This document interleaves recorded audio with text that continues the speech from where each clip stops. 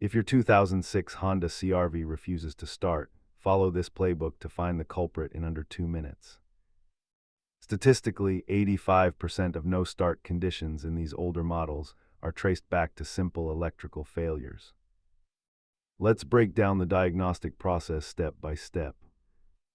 Start with the basics by ensuring your battery terminals are clean and tight before testing the voltage. If the battery is healthy, focus your attention on the starter solenoid or a failing ignition switch.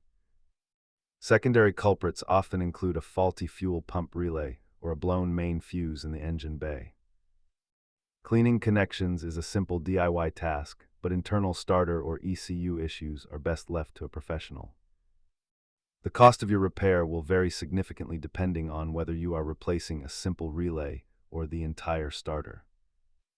Use an OBDI scanner to pull specific codes and verify power delivery to the starter with a multimeter. A basic multimeter and a standard diagnostic scanner should be in every home mechanic's toolkit.